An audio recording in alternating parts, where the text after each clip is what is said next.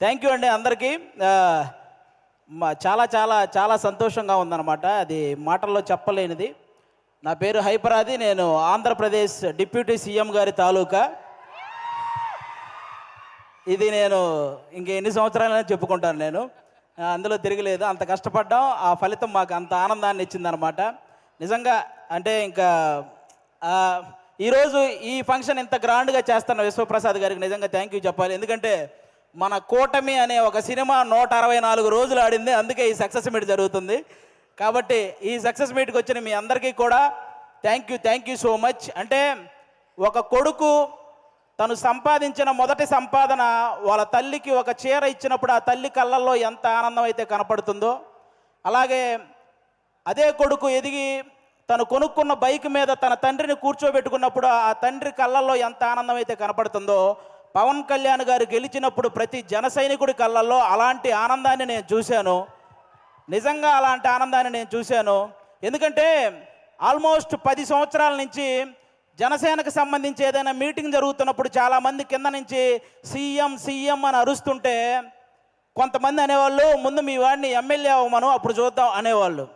బాబు మీ అందరికీ చెప్తున్నా, 21 చోట్ల నిలబడితే 21 మంది ఎమ్మెల్యేలని కొట్టాడు, 2 ఎంపీలు కొట్టాడు. ఇప్పుడు మాట్లాడండి ఎవరైనా, ఆంధ్రప్రదేశ్కి డిప్యూటీ సీఎం, మరి ఇంకెంతకంటే ఏం చెప్పాలి? వాళ్ళందరికీ ఈరోజు చెప్తున్నాను, రాజకీయం అనేది బ్రతికి ఉన్నంతకాలం పవన్ కళ్యాణ్ అనే పేరు వినబడుతూనే ఉంటుంది. అలాంటి సక్సెస్ని మీరు ఈరోజు చూశారు. నాకు తెలిసి 10వ తరగతి సోషల్ బుక్లో మీరందరూ చరిత్రల గురించి చదువుతుంటారు, చాలామంది రాజుల చరిత్ర. వాళ్ళందరికీ ఏమాత్రం తీసిపోని చరిత్ర ఈరోజు పవన్ కళ్యాణ్ గారిది. ఆ రాజుల కాలంలో వాళ్ళు చేసిన యుద్ధాలు, లేకపోతే కుర్చీల కోసం కొట్లాట, చావులు ఇవి మాత్రమే ఉంటాయి. కానీ మన పవన్ కళ్యాణ్ గారి చరిత్రలో త్యాగాలు, సహాయాలు ఇవి ఉంటాయి. ఇలాంటి నాయకుడి గురించి ప్రతి ఒక్కరూ మాట్లాడుకోవాలి, ప్రతి ఒక్కరూ ఆయన్ని ఇన్స్పిరేషన్గా తీసుకోవాలని మనస్ఫూర్తిగా కోరుకుంటున్నాను. ఈ ప్రపంచంలో ఎలాంటి నాయకుడైనా గెలిస్తే ఒక గర్వం ఉంటుంది, కానీ ఒక్క పవన్ కళ్యాణ్ గారిలోనే గెలిచిన తర్వాత ఒక భయాన్ని నేను చూశాను. ఎందుకంటే ప్రజలు నా మీద ఇంత బాధ్యత పెట్టారు, ఆ బాధ్యతని 100% స్ట్రైక్ రేట్తో ఎలాగైతే నేను ఎమ్మెల్యేలని సాధించానో అదే 100% స్ట్రైక్ రేట్తో ఆ బాధ్యతలన్నీ నిర్వర్తించాలనే భయం ఆయన కళ్ళల్లో నేను చూశాను. అలాంటి నాయకుడు మనకు దొరికినందుకు నిజంగా మనం అదృష్టంగా భావించాలి. గెలవటం ఇదంతా ఒక ఎత్తు అయితే, లంకా దహనం చేసిన తర్వాత హనుమంతుడు వెళ్ళి శ్రీరాముడి పాదాలు పట్టుకున్నట్టు ఎప్పుడైతే 21 సీట్లు గెలిచాడో వెళ్ళి వాళ్ళ అన్నయ్య చిరంజీవి గారి పాదాల పైన కూర్చున్నాడు, పాదాలను పట్టుకున్నాడు చూసారా, అప్పుడు ఆ అభిమానం 100 రెట్లు పెరిగిందండి. అందరి కళ్ళల్లో ఒక ఎమోషను.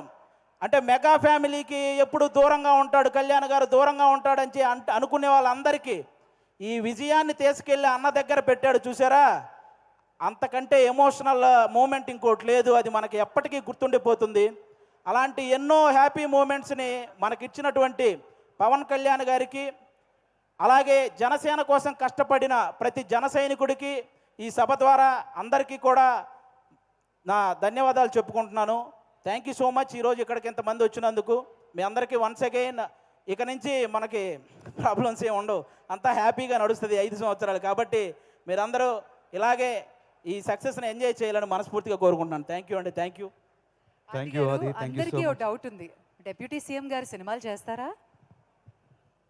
చేస్తారండి, కంపల్సరీగా.